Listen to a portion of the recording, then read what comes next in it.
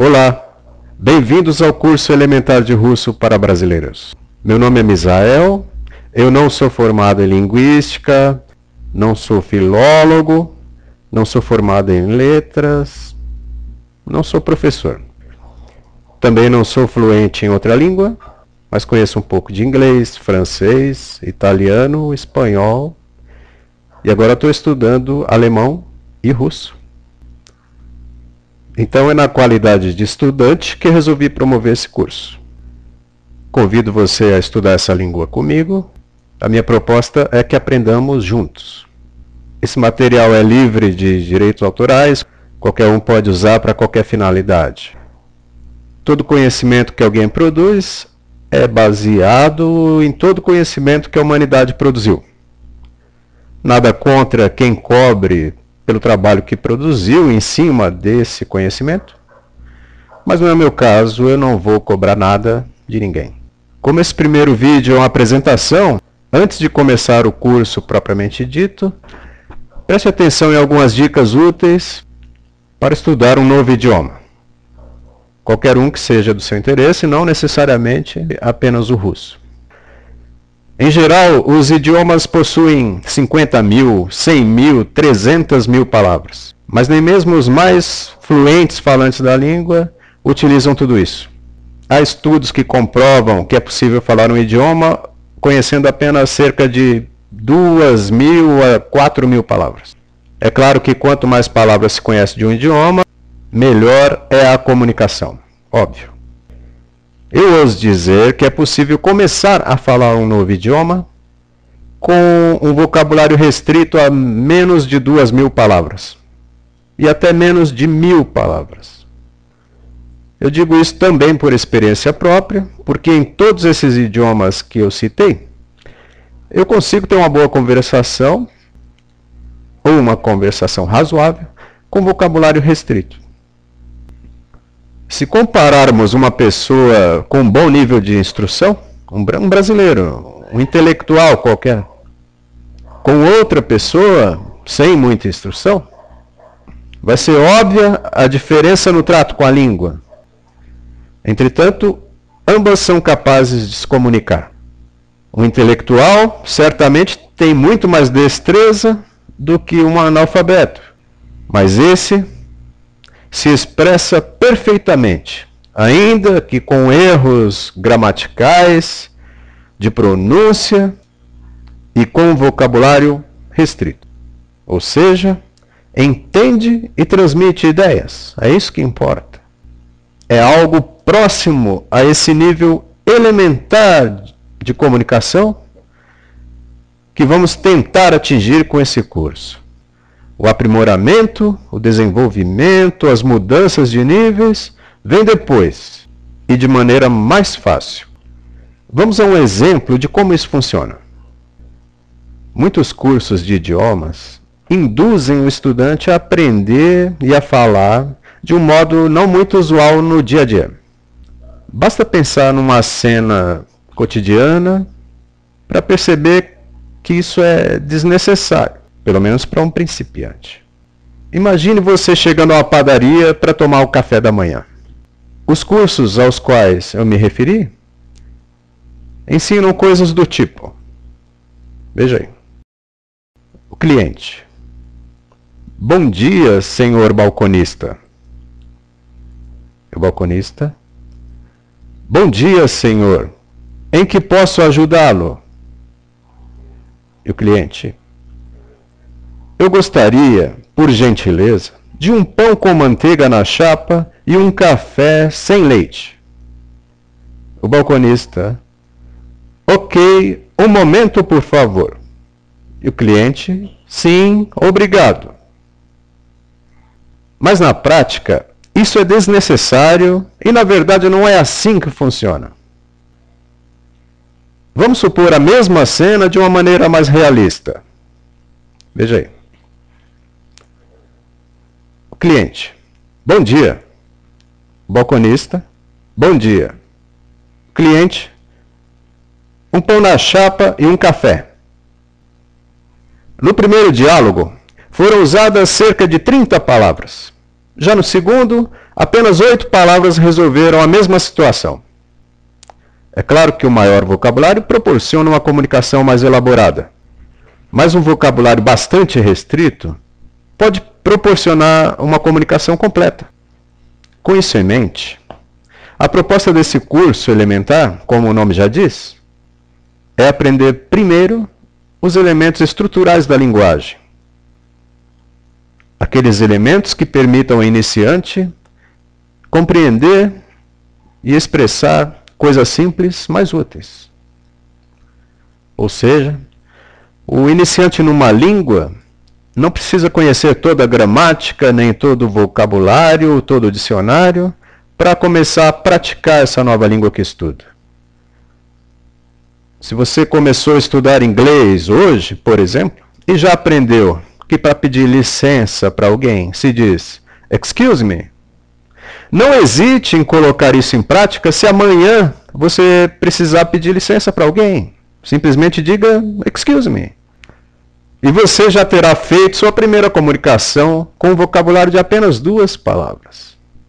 Na prática, o estudante vai começar a praticar a nova língua com amigo, com amiga, na internet, pessoalmente, por telefone, não importa. O fato é que, quase sempre, apenas 2 pessoas estarão conversando no começo. Por exemplo, você e o seu amigo. Isso significa que nesse primeiro momento você não precisa aprender todos os pronomes pessoais, pois apenas você e o seu interlocutor vão estar conversando.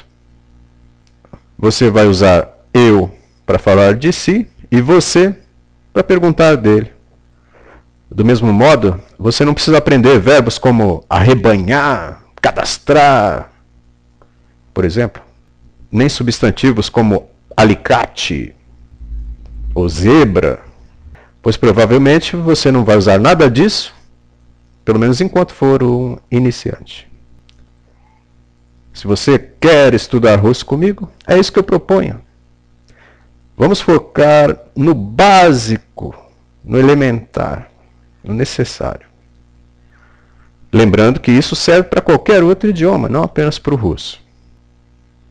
Ao longo dos estudos, novos elementos vão sendo incorporados quase que automaticamente, e muito em breve você já será capaz de uma comunicação espontânea primeiro e cada vez mais bem elaborada.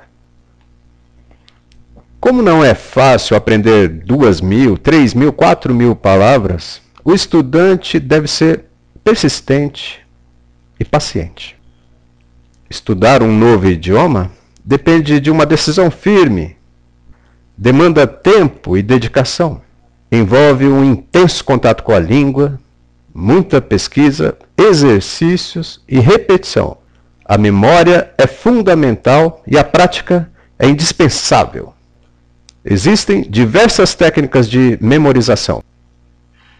Pouco a pouco, vamos abordando algumas delas e logo você mesmo vai elaborar ou adaptar aquilo que funciona melhor para você. Apenas como exemplo, veja como eu memorizei uma palavra que precisaria usar num diálogo. A palavra luta, não se preocupe ainda com o alfabeto russo. Essa aí.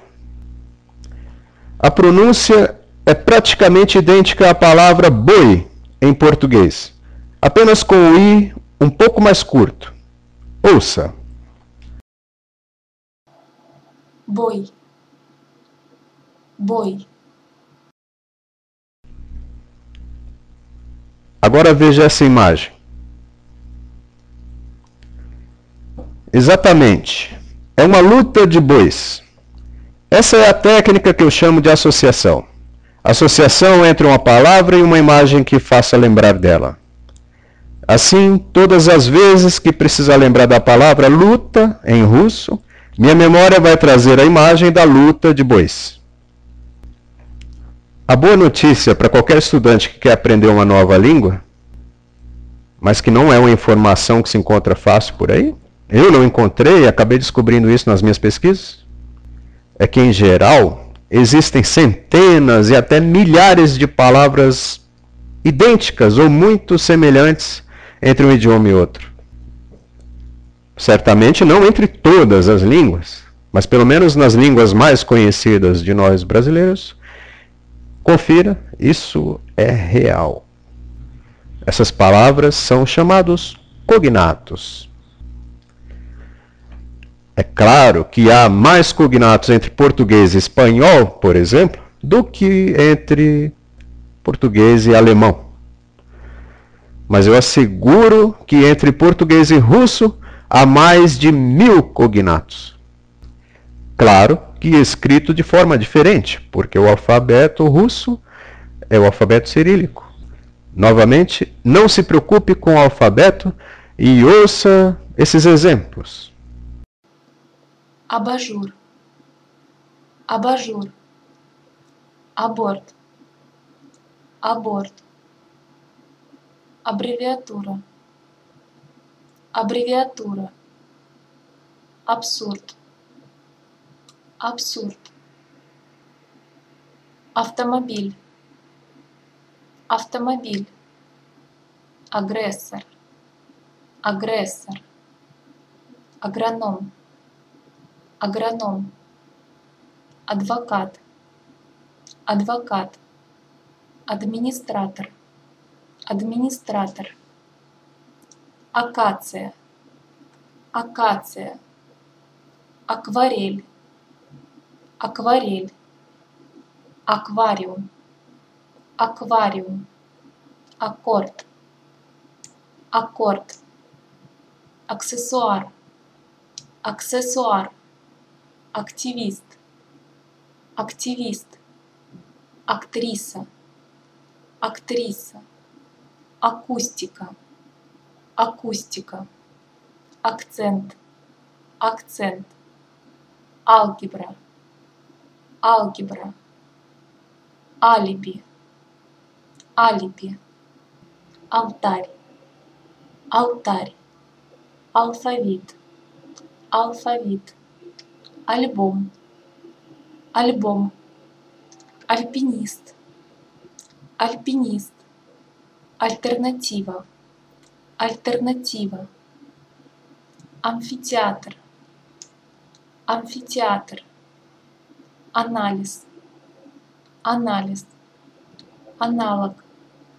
Аналог. Аналогия. Analogia.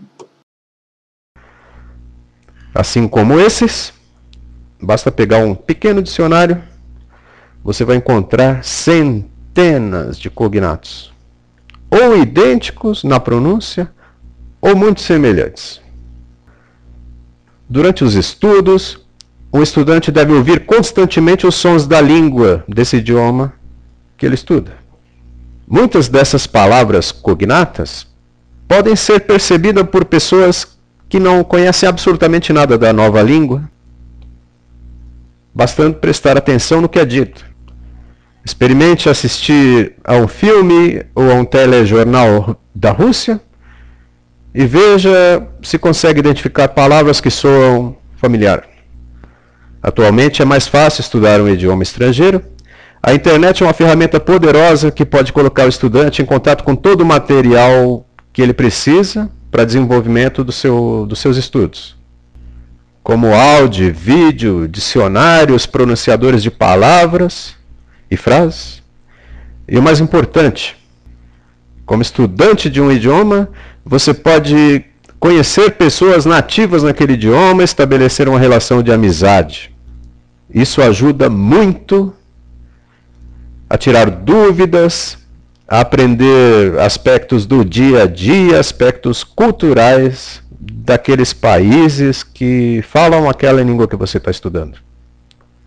O estudo deve ser o mais organizado possível, a fim de economizar tempo e energia. Dedique-se a mesclar os 4 aspectos necessários a uma aprendizagem efetiva da língua: audição, fala, leitura e escrita. Ouça o máximo possível os sons da língua que você está estudando, principalmente frases, palavras, termos que você já está aprendendo. Isso ajuda a fixar o significado e a pronúncia, o que vai refletir na sua própria fala. No entanto, não tenha receio de pronunciar errado ou com sotaque. Faça isso e continue comparando os sons com a sua própria pronúncia, procurando sempre saber o significado do que se ouve e fala e também na grafia da palavra ou das frases. Copie as palavras, termos e frases que estuda, seja digitando, seja à mão. Papel e caneta também são ferramentas poderosas. Escute, fale, leia e escreva todos os dias. Nem que seja por apenas 10 minutos. Tenha cuidado para não se perder em meio a tanta coisa disponível para estudar. Procure selecionar o material que você julga de boa qualidade. Quando achar que é o suficiente, pare de procurar e comece a estudar o que você selecionou. Ou você não vai estudar. Vai perder tempo fazendo downloads e arquivando arquivos. Especificamente em relação à língua russa, não há muito material disponível em português para estudos. Esse foi um dos motivos que me motivaram a produzir esse curso. Certamente, esses vídeos não são suficientes para tornar você um falante fluente na língua russa, mas vão ajudar bastante. No segundo vídeo, você vai ver dicas de outros sites, de outros vídeos e materiais que vão contribuir para o aprendizado, vão desenvolver e vão ajudar você a melhorar cada vez mais. E finalmente, você vai começar propriamente a estudar russo. Até lá!